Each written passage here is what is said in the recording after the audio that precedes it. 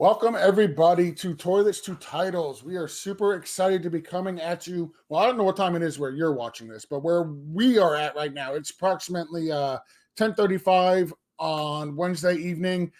Justin and I are back this season with our mid-season review show. Super excited to be kicking it off with the Buffalo Bills, the AFC East Kings, the Buffalo Bills. With us this evening, we have two great guests. I'll go ahead and let them each tell a little bit about themselves. We have Charlie Gross. Charlie, we'll start with you. Why don't you tell the people a little bit about yourself? Hello. Thanks for having me, first of all. I appreciate it. I'm a lifelong Bills fan. I've been a content creator more or less since 2019 or so, although I'm on a slight hiatus at the moment. I do a Bills podcast, I do an NFL podcast. I also own an NFL analytics company, which I've been working a lot on. And I'm on a bit of a break, but we'll be back full-time in August, and I'm just happy to be here with you guys. And Charlie is a returning guest for the Bills show. If you watched last year, you may recognize him. He came on, gave great information last year. And last year's show was so great, we brought back both guests, actually. The other guest we have this evening joining us is Jeff Bell. Jeff, why don't you tell the people a little bit about yourself? Yeah, Jeff Bell. You can find me on Twitter at For Whom J Bell Tolls, and then you can find me with Football Guys. That's where most all my content is going up with Football Guys. You can find me with the Debbie Royale as well. Join our Patreon at the Debbie Royale. But really, Football Guys, become a member at Football Guys. You can find our rookie guide that we plowed through this weekend to update to version 3.0, and we're really proud about that rookie guide coming out, but all the dynasty content as well coming out of Football Guys, and then the Football Guys college football show, and you can find that on Thursdays at 5:00, dropping on YouTube and wherever you might listen to podcasts. So like I mentioned earlier, we had both of these fantastic guests on last year. I don't know, and I'm going to go right to Charlie on this. I don't know if he remembers, but we confirmed last year Jeff already went through a table. Charlie, I have to bring it back. I'm circling the wagons on this. Are we going to get you to go through a table tonight? You know, I don't think I'm ever going to go through a table. Now this comes back to me, and I think I said it in the nicest way possible that it's not for me. I always thought it was a little silly. I understand that it's kind of what we're known for in a way at this point, but besides, I'm a father of four. I'm married. I gotta keep the health going as long as possible. I don't want there to be any accidents, or anything like that. Maybe if the Bills win the Super Bowl, like I'd have to rethink that. That's a maybe though. Let's not. No, that's let's a be definite. clear on the maybe. we heard it here first, folks, on Toilets to Titles. And honestly, guys, come on and go through a title. It's not good for the environment. They're all plastic tables. Come on. No, yeah, I'm going to make that our first sound drop, actually. We heard it here first. Charlie's going to go through a table if the Bills win a Super Bowl this year. I will if Terry Pagula does. How about that? I go through. My wife said if the Bills win the Super Bowl, she'll go through a table. So there we go. I guess you've got a commitment from one of us. Hey, Jeff, I want you to get in on this. If they win the Super Bowl this year, as much as you would break my Dolphins' heart, would you be willing to go through another table? I mean, don't let Charlie do it by himself. Good friends don't let friends do stupid things by themselves. I think that's a one and done at this situation at this point. I'm a couple years older now than when I did it before. Now I have 3 kids, and when I did it before, actually my wife was about 8 months pregnant. So that was risky enough to do it right before she was pregnant, because we could have had adjoining hospital rooms potentially if things had gone a little bit wrong there. But I think I'm all good on that. I think that I've crossed that off the bucket list, and if they win a Super Bowl, I might send a heartfelt thank you, congratulations to Terry Pagula letter. That something that I've never expected to see in my lifetime. But other than that, I don't think I'm going to go through a table again. But it's out there. You can find it on the internet. So if it's on the internet, it's never going away. Well, listen, nobody can fault me for trying. Okay, I'm trying to encourage you guys to do stupid stuff. That's kind of my shtick. That's what I do. I'm a bad influence on people for the most part, just to get them to do stupid stuff. Listen, you ain't getting me through a table. I'm just saying it right now. That's just not happening. So let's jump right on into here. When we had you guys on last year, and Jeff, I'll throw this to you first. You made a couple of statements that if the Bills didn't win a Super Bowl, the season would be a disappointment. Did you feel last year was a disappointment, or are you happy with the way the season played out?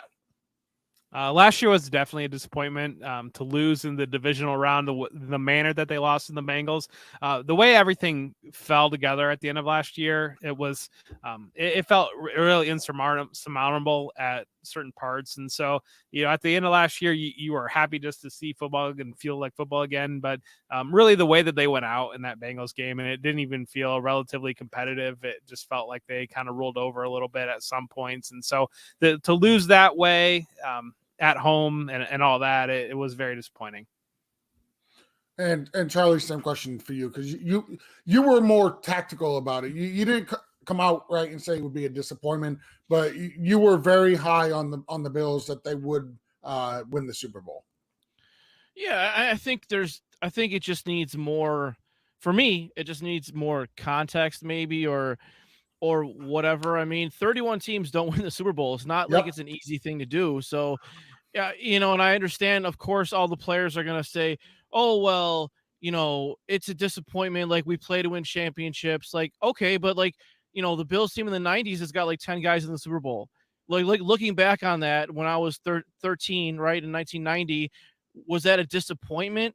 Sure, but it was tons of fun. Like, I'd rather do that than go 6-12 for 10 years in a row. Like, so I think there's context that's needed in the sense that, if you get to playoffs once, lose, and then you're terrible. But I mean, the Bills are going to be good probably as long as Josh Allen's on the roster, which is exciting. So, and we spent 17 years of being, average to bad. So I'd rather take, 11-5 or 12-5 every year and make the playoffs every year and not win over going 6-10 for a decade. I mean, that's not really fun. But I get like the point. Like, the point of football is to win championships. So that's why I say there's just a little nuance to it. And as far as like the Bengals game last year, I mean, things didn't start off well, football wise in the first one either. They let up a quick touchdown before, we'll get to that later. So I didn't really know what to expect in the second one, but it was disappointing losing in that fashion for sure. Like, I was like, I felt like guys didn't even bother to show up. Like, that was weird. It's like out physical, and we knew they were kind of finessey. Like, the Bills were a little finessey, but man, it's just like, I don't know. It was just like, wow, like they just lost really bad. Like, we're supposed to be at least okay in the snow, and the Bengals made them look foolish, I think, in a lot of ways. So, I'm not exactly sure why, but so losing in that way is disappointing. But 5 years from now, when we look back at this stretch from 2019 to 2024, it's not going to be a disappointment. They won 12, 13 games every year, and they made the playoffs. I mean, Arizona Cardinals fans would like kill for that, right? They kill for like 1 or 2 seasons like that. So it's all relative in terms of the context that you choose to view it in, Yeah, from I can tell you right now, from about 1990 to about 2020, that 10 years, as a Dolphins fan, I would have given a lot to have this run that the Bills are on. They're still one of the most complete best teams in the league. You did touch on something that we were going to bring up a little bit later, but I'm just going to jump right into it. How much do you guys think that that whole Damar Hamlin situation? By the way, I'm absolutely thrilled that he is okay. Like that was like one of the scariest things I've seen on TV ever, basically.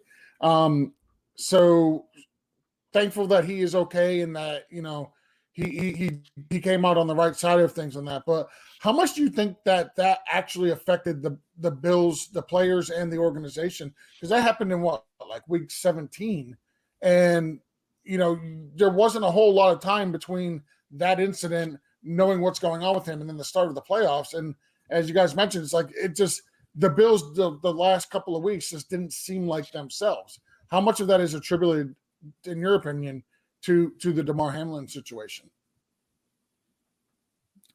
I think when you look through, they were running on fumes. I think when they got to the playoffs, and so it affected it tremendously in terms of it did not give them an opportunity to get the number 1 seed, to get a bye, to host the entirety of the AFC playoffs, and to force the Bengals and the Chiefs to play each other in the divisional round versus having to play the Dolphins, having to play that third division game against a team that has given them that, they really gave them problems. They beat them in, I believe, week 3, and then when they played later in the season, that was still a tough physical game coming through, even though they didn't have Tua Tagovailoa at quarterback. They still played them very difficult. And so when you go from having potentially losing that opportunity for a bye because of that injury happening in that game, not being able to complete that game, and then having to play that extra game against a tough division team, and then now you have to go through the path of hosting the Bengals and then going and playing the Chiefs too.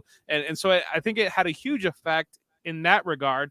I don't know in terms of, I think hitting the wall probably would happen one way or the other. I think that they were pushing very, very hard to get that number 1 seed, to get that bye, and then falling short of that. I think that was all tied in and involved in the emotions of everything, but certainly it didn't help. Yeah.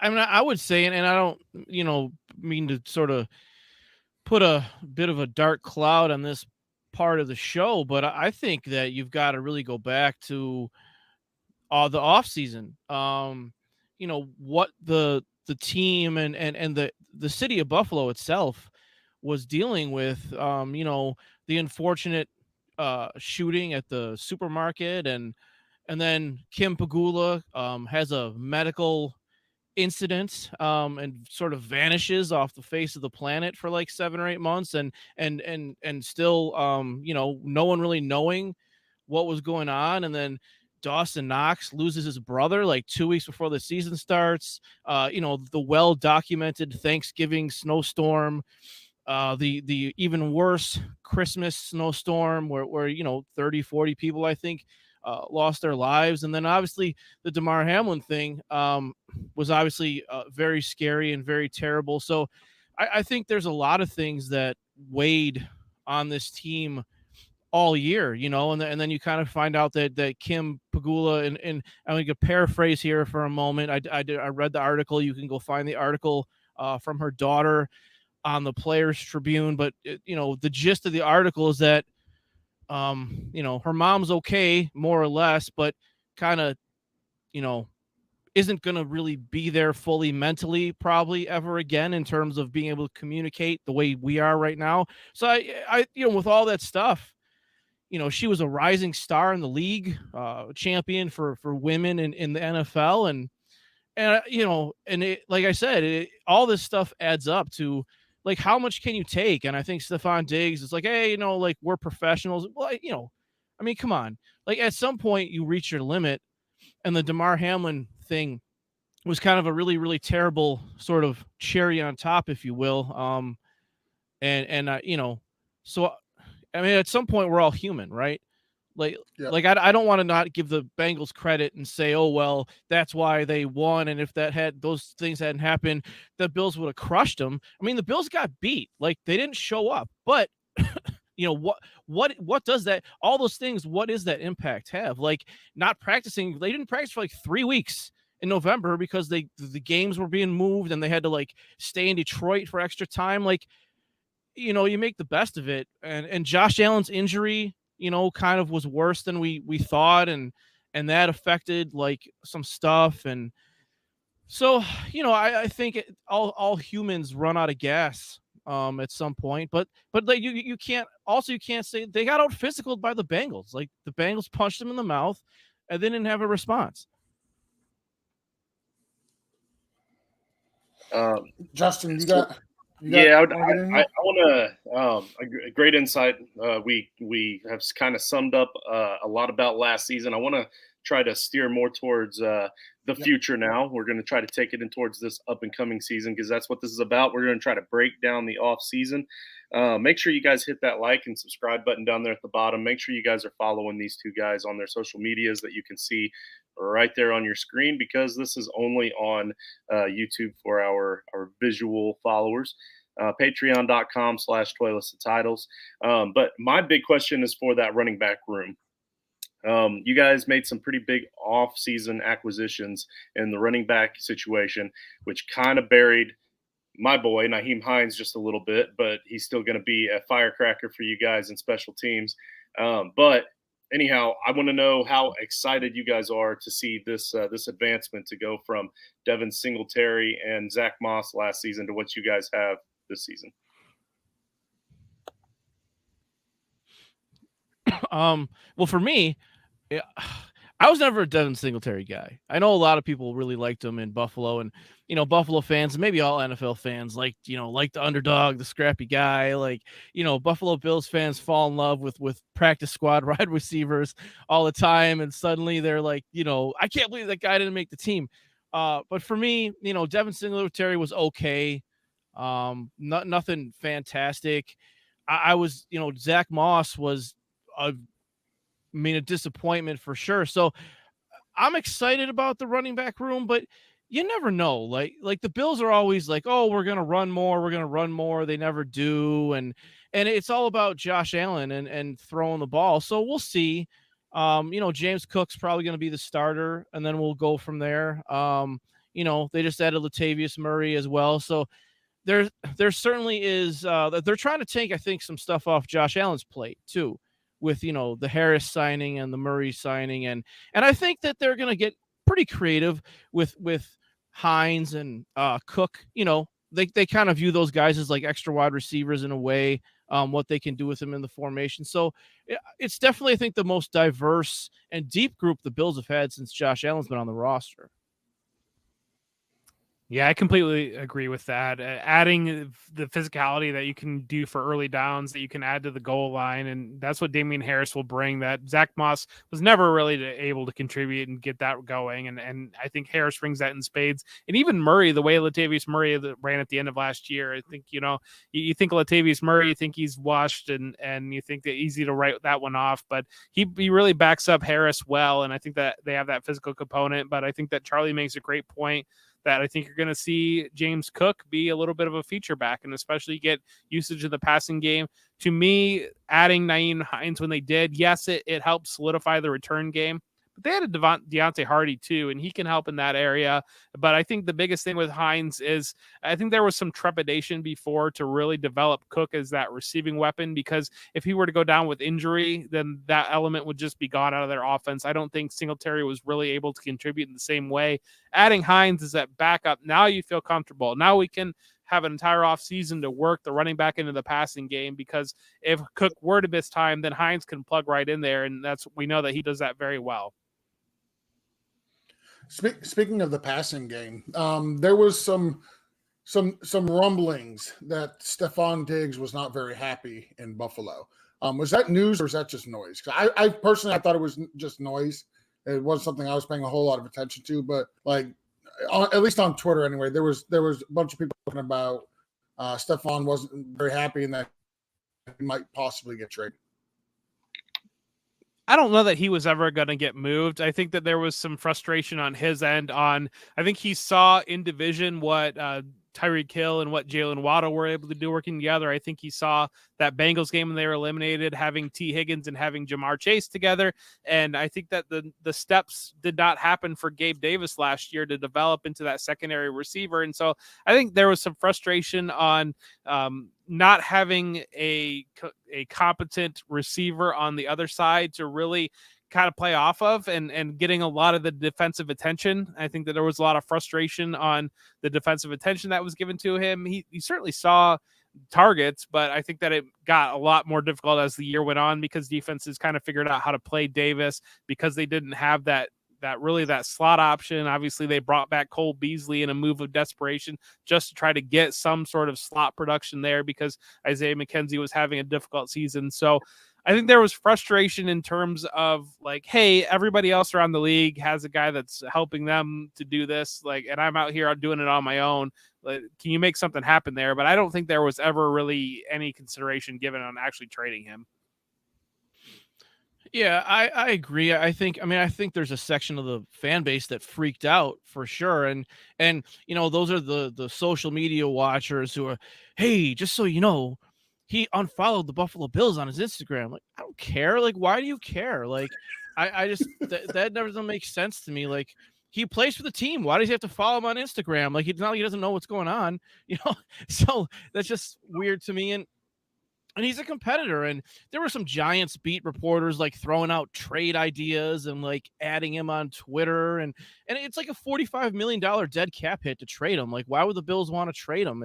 It doesn't make any sense. And I think we will see a bit more of a diversified passing game. I think the Bills, for some reason, continue to try to bet on Gabe Davis, which in my opinion is a huge mistake. I just do not like Gabe Davis's skill set at the wide receiver 2 position. I think Kincaid is going to basically become the big Cole Beasley of the offense. We'll see what happens with Shakir but they need to use Dawson Knox more too. Like, that's the thing that was kind of mystified me. And I understand, like, he had to help Spencer Brown out a bit with the blocking, but you're paying the guy $15 million.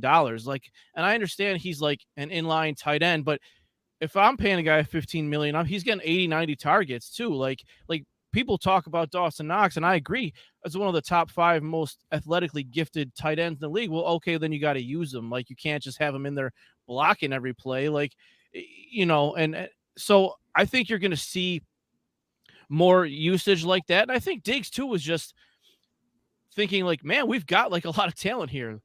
Like, and every year we seem to lose in the division round. Like what's that formula, right? Like, going way back in time to maybe fans who remember the Chargers went 14-2 and then fired Marty Schottenheimer because they thought like he just couldn't get him over the hump. I feel like Steph Diggs was like, man, what do we have to do to just like take that next step? Like, what is this? Like, we're loaded with talent and we can't do it. So I think that's kind of where it came from, because I know he was on a podcast. And they asked him, well, what do you guys have to do? He's like, I don't know. Like, I can't figure it out. Like, he was really like mystified. So I think that's kind of where a lot of it came. And he's pretty cryptic on Twitter. And he always tells people not to watch his Twitter because he just does things to mess with people. But he does some cryptic stuff that, trolling kind of stuff, I think. So that's where it came from. As long as he never pulls the LaShawn McCoy and gives out the spoiler to a movie, I'll continue to follow him on Twitter. But the minute he starts giving out spoilers to movies, I'm gonna have to unfollow the man. I'm sorry. Yeah. So you Charlie, you kind of mentioned there for a second about blocking, and unfortunately, with this offensive line being young in a couple spots and that sort of thing, you might need those tight ends to come in and block. But before I ask this next question, I want to know, do either of you guys happen to know the people over at lineups.com? I do not. Okay, no, good. I wanted to make sure before I reamed to them, because right now they have the Buffalo Bills offensive line ranked going into the season at this point 28th in the NFL. And I need you guys to tell them why they need to hire new writers. They have it as the fourth worst. Is that what you're saying, basically? Correct. Or the fourth? I don't know. Do you want to go first on that one, Jeff? Actually, it would be five from the bottom. Yeah. I don't know. Part of me has a hard time fighting against that, but with what we saw last year, because I think that there was some Mitch Morris struggled at center a little bit last year. I think that age is starting to catch up to him a little bit. And Deion Dawkins did not have as good a season as he had the year before. And so I'm optimistic. I'm a little skeptical on the Connor McGovern signing. It kind of seemed like he fell out of favor in Dallas, and they're asking him, I think, to be the answer at left guard. I am excited about Osiris Torrance, because I don't know that they've had a big physical mauler in the middle of that offensive line. They had Cody Ford a couple of years ago, but he never really had that edge and developed in the run game. Like, I think that somebody that size that you wanted to see. I have major questions about Spencer Brown at right tackle.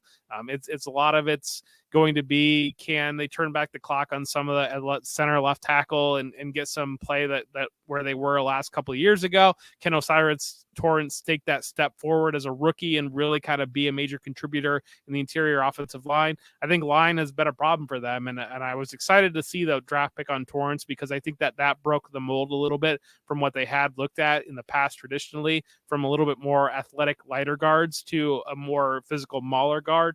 And so there's hope, but I'm very, very skeptical, and I can't really fight back against that rank because I just am not a huge believer on the offensive line that they built. It really hurt letting Wyatt Teller go a couple years ago, really not for much, and him turning into a really great player for the Browns. If he was locking down left guard, you'd feel a lot better about the offensive line, I think. Yeah, I mean, I think maybe it's in the range of what, the 20th best, maybe. Like, you can make the case that it's kind of, or it's near the middle, but they've had a lot of problems. Brandon Beane has had a lot of problems, drafting. And they always try to run zone and then end up switching to man because they're just better at man blocking, but they seem to be this like determined to try to run this zone scheme, and it never seems to work, which is, why they wanted the athletic guys for the zone scheme. And my analytics company, I actually do a player grading system somewhat similar to Pro Football Focus, and it's 0 to 100, basically the same thing, and the scores aren't great. I'll tell you that. Mitch Morris was like a 71, and everyone else is below 50. And I think Spencer Brown is on the Dawson Knox plan. Like, it's going to take him 3 years to develop. Like, he's the Dawson Knox of offensive tackles. That's what they hope. And it's an eerily similar story. Dawson Knox was a quarterback, switched to tight end. Spencer Brown just kind of didn't play football. Played like 7-man flag football. Like, and he didn't even he only played like 1 year of college.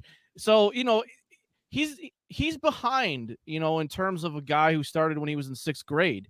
But he's got a 10 RAS score. If your viewers are familiar with that, he's probably one of the most athletic offensive linemen in the league, if not the most. So, I mean, the Bills, Sean McDermott believes that now with the limited training camps and things like that, and that it takes 3 years to develop a guy or see a guy what he's like. So they believe in him. And yeah, I don't know. Like Ryan Bates is really good at left guard, but they have him at right guard. And Connor McGovern's really good at right guard, but they have him at left guard. So there's still definitely some questions there that need to be answered. Well, I mean, I tried to give you guys an opportunity, but you didn't really give us a whole lot of hope here for that running game. So before I kick it over to George, I want to remind you guys that you will be able to see in the end screens at the end of the video a couple other videos. And after we get a few more of these breakdowns done, we're going to put all of the AFC East in together on those end screens. But George, what's your next question, my man? Well, they've kind of hit a little bit about the draft. Let's talk about the Bills draft. How did you guys feel about the draft? Like, in the first round, they took Kincaid. Second round, as you guys mentioned, Osiris Torrance. They drafted Dorian Williams, who I really do like, in the third round. And then I'm assuming in the fifth round, like, I'm not a deep college guy, but it looks like that, they took some flyers on a Justin Shorter and a Nick Broker, who's an offensive guard, and they took a cornerback in the 7th round as well.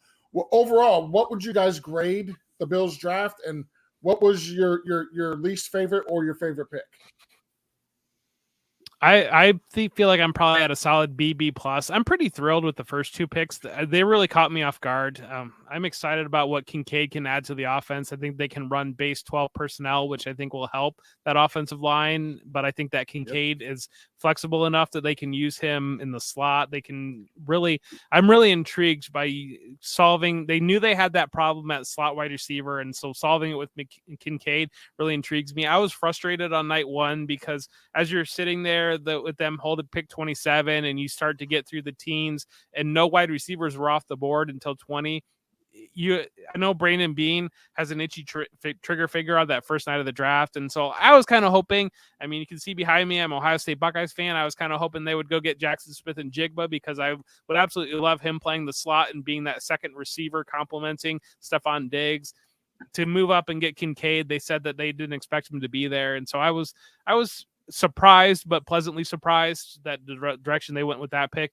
Torrance was the same thing, because I thought that was a player that I know people are talking about him in round 1 potentially, and to have him fall all the way to the end of round 2. And that was one of those guys that you're on the board, but in my mind, I'm thinking, well, that's not the profile of offensive lineman that they like to go with. So taking that pick, I was pretty happy there. Dorian Williams, I don't know, it was an okay pick. I question if they didn't get sniped because DeMarvin Overshawn went right in front of him, and that was to Dallas. And so that was another linebacker. I think that they had targeted linebacker. It sounds like they're going to play a little bit different linebacker scheme. I think there were a handful of round 3 linebackers. Davion Henley would have been interesting. I think Drew Sanders was at the top of the round. Guys that I think would have been more interesting in my mind than Dorian Williams. And then later, I mean, they're throwing darts on athletic profiles there. Justin Shorter was not very much college production. He was a 5-star recruit coming in, did not do much at Penn State, transferred to Florida, didn't do a ton there either. That's just a bet on, Charlie mentioned Raz score. That was a bet on Raz score, I think. And then Broker is just a developmental guard that I think, and Alex Austin is the guy that they think that maybe can develop at corner. And those are just later dart throws, but I was happy with the first 2. The third round, I was a little bit uninspired with the Dorian Williams pick. I agree. Go ahead. Go ahead. I was just gonna say, I think the first pick was, I was fine with the first pick, but I've been a big sort of the defensive line really isn't that great guy, and I think the defensive tackle room is okay. I think without Von Miller probably for the first 4 to 6 weeks, I think the defensive end room is pretty poor, even though they've dumped a lot of assets in there. So I was really big into, like, we need a defensive tackle. They need a defensive end. And then they took Torrance, and I was kind of thinking, okay, this is not ideal for what I was hoping that they would take. And then things kind of like disintegrated from there for me. But after a few days of kind of hearing Brandon Beane talk about it, I understand what their plan was. And I think that based on their plan, they did a good job of getting those players. Torrance, they didn't expect to be there. I think, I don't know if they had a first round grade on him, but certainly he was highly graded. They were, I think, kind of shocked that he was there. Dorian Williams is a guy who's obviously much smaller than Tremaine Edmonds. And so we were sort of expecting, well, obviously there's not many 6'5", 250 middle linebackers, but Luke Kuechly was 6'3", 240, and that seemed to be their profile. And then you take a guy who's like 6'1", 220, and so obviously we assume that that's a Matt Milano backup. But then they're saying, oh, he's going to play. So we were sort of like, well, wait, what? And then, Brandon Beane said, well, there's even more passing, so we want, and he went on the Chris Long's podcast and basically said that Tremaine had trouble covering smaller guys, and it wasn't fair to Tremaine, so they wanted like a smaller linebacker to go with Milano. So, but I think to Jeff's point, I think you're going to see a lot of different stuff with McDermott being the defensive play caller. I think, and I don't know if Jeff agrees, but I think they're going to do some like 3-4 stuff in a way. Like you'll have like Von Miller kind of back to his like stand up, like, outside linebacker type, like Pittsburgh linebacker, James Harrison kind of thing. A lot of the time, I think you might have like a 4-1-6 where you got 3 safeties and 3 corners, and it's just Matt Milano. I think that they'll rotate linebackers pretty heavy.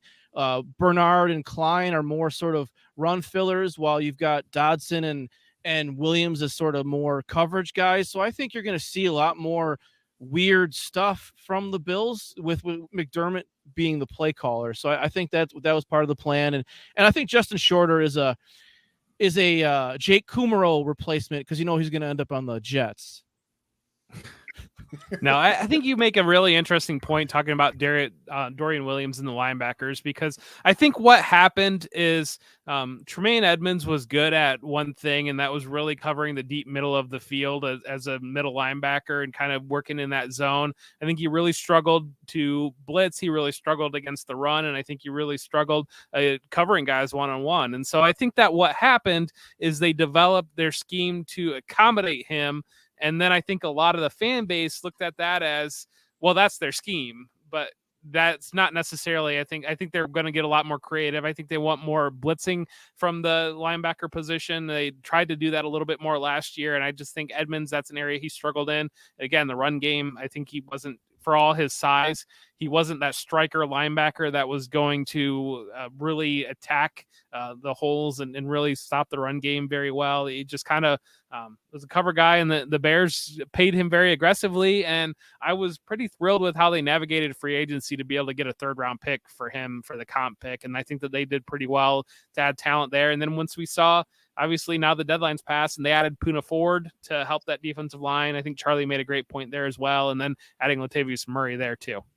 Yeah, that makes me feel a lot better about the draft when they added Poona Ford. I'm like, oh, okay, all right, we realized that, Phillips waving his arms up and down every play isn't going to get us wins. We need guys who can actually play. Speaking of guys that can actually play, what is the status of Von Miller? Is he going to be healthy to start the season?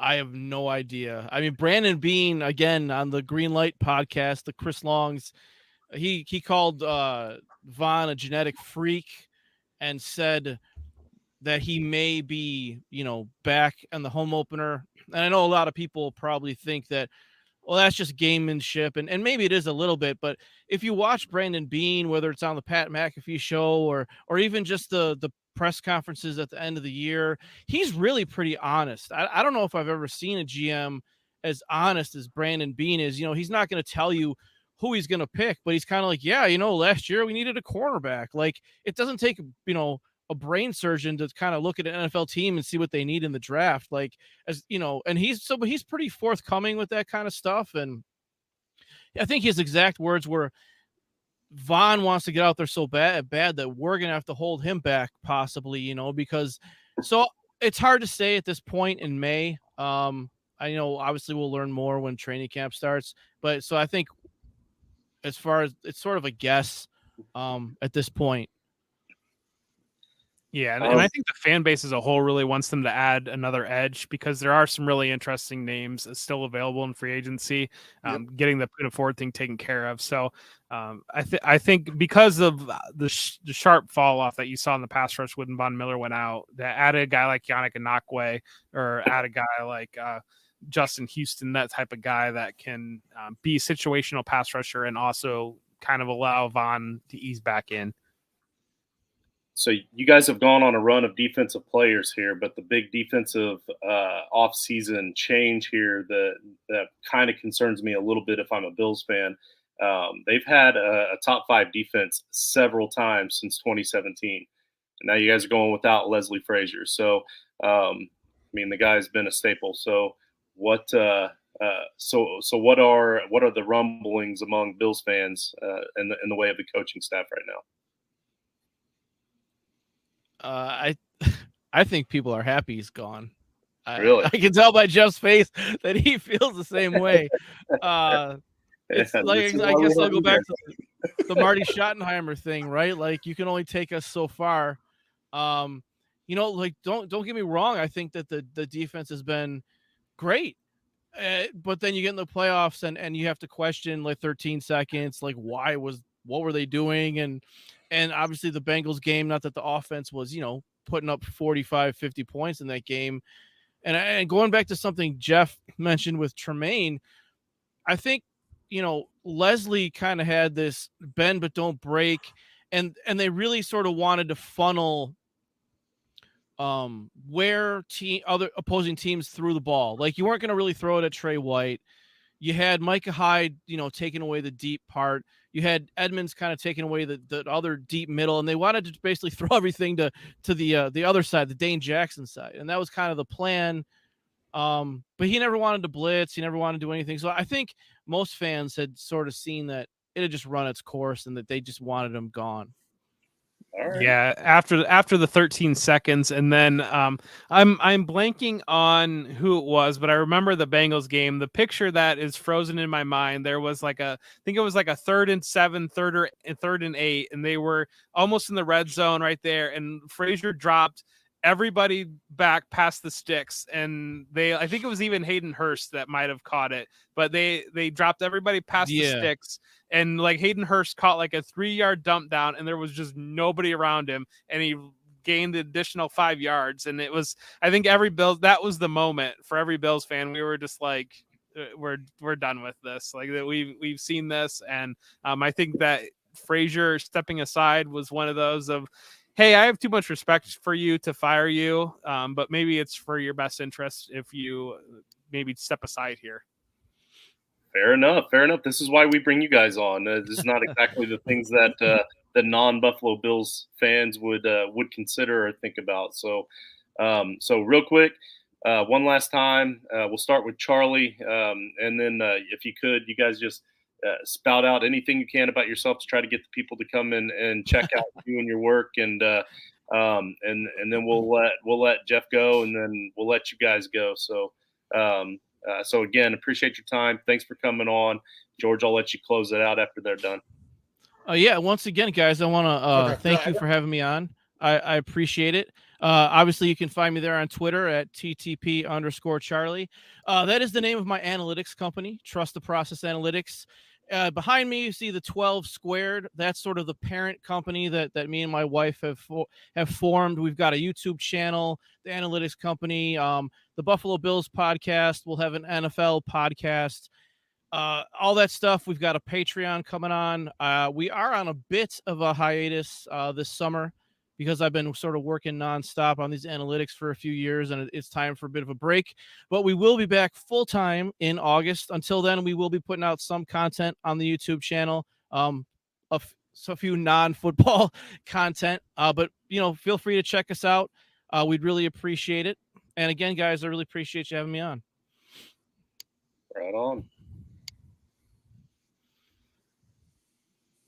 You can find me on Twitter for whom J Bell tolls, Jeff Bell, footballguys.com. Just check out Football Guys. You can find me at the Debbie Royale Patreon. But I really just wanted to take the time to say thank you to both of you guys. And thank you so much for having me on. Thank you, Charlie, for sharing this time to be able to talk about the Bills. Check out Toilets to Titles.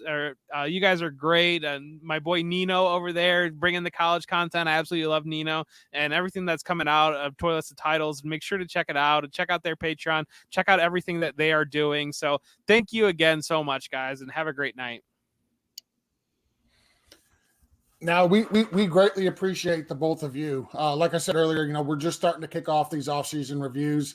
You guys were gracious enough to come on last year. We're absolutely honored to have you come back this year. I'm going to get one more question. I know Justin said we're going to let you go, but I'm not going to let you guys go without giving me a prediction. Yes, I'm sorry, guys. I listen. You guys crushed it last year. Okay, even though Jeff said you guys were going to start 2-4 and end up 14-3, the math checks out. Okay, the math definitely checks out. That you can start 2-4 and 14-3. That can happen. Don't question that. But you both said 14-3. You finished 13-3. You absolutely nailed the record, gentlemen. I need records for the Bills this season. I think this is a pretty tough schedule. That's just my first thought. It's the 31st hardest schedule in the NFL, according to Sharp Review. Yeah, there are road games. You go to Bengals, Kansas City, the Chargers. That's not. Maybe it's. I don't know. I don't think it's that easy. My first thoughts when I looked at it was sort of like 12-5. You got Jacksonville at home. The Giants game will be interesting because of the Dable and Shane, connection there. Obviously, the Jets with Rodgers. Who knows how that's going to work? I like seeing him versus the New York media all season. That should be fun. I don't know. I think it's a tough schedule. I could go 12-5. I think too. They've beaten Kansas City like a few times now in the regular season, and I think they're just kind of like due for a loss against them in the regular season. So, tough schedule. Yeah, that was my initial thought too. You look at Eagles, Bengals, and Chiefs on the road, and feeling like you're probably going to split. Maybe I'm sure that we'll end up playing Georgia's team, Miami, in week 2, and it will be 108 degrees, and we'll be in the sun, and it will be Right. Let's 145 call degrees OSHA, though. for the No. Bills, and it will be 65 degrees for the Bengals, and so that'll happen in week 2. Week 1, we'll probably go to Philadelphia to celebrate them almost winning the Super Bowl, and so we'll probably have that too. So I think 12-5 is probably the number that I land on pretty naturally. It's again, like mentioned, but at the same time, there are a lot of injuries last year. I think it just stacks up on the schedule difficulty. Yeah. So the one thing I noticed when I looked up the strength of schedule, and I said it was Sharp Review earlier. It's Sharp Football Analysis. Like the Jets have the 25th hardest schedule. The Dolphins have the 28th or the 29th. The Bills have the 31st. And the Patriots have the 32nd. So the AFC East, every team has got a brutal schedule for them this year. Yeah, playing the NFC East, I think, is what did it. Yeah, it's. I mean, yeah. I'm proud of you, George. What it is. George, I'm really proud of you. I'm proud of you, George. I'm proud that you didn't bounce and fire right back at Jeff and say, but then your Dolphins will have to turn around and play in 2 feet of snow in December, and the Bills fans will act like that's not an advantage. Well, what I was going to say was that if there's 2 feet of snow, they're moving the game to Houston. But hey, we never. I don't know of anyone who had a shirt that said, is it hot enough or anything. That was just the shirt about, So I mean, well, but McDaniel's quirky, so it's okay, right? Like he's quirky, so whatever. Mike White's used to playing the weather too, so I mean, you'll be comfortable at quarterback. Mike White. All right, hey, we need to sign out here and let you guys go. And while George is shutting us out, I'm just going to stay up here and stir the pot. That's what you're good at, Justin. Again, gentlemen, really appreciate you guys coming on. Again, if you're watching this, go follow these guys at TTP_Charlie or at 12 Squared. You can see this right there. You can follow Jeff at For Whom the J Bell Tolls. Also follow at The Football Guys. That's where you can find all his work. Gentlemen, we really appreciate you guys coming on. As much crap as we give you, I really do enjoy Bills Mafia. Now that the Dolphins are actually a decent team, it makes the rivalry even that much more special, to me anyway. So, again, thank you guys for coming on. We really do appreciate your time, and we will see you next time.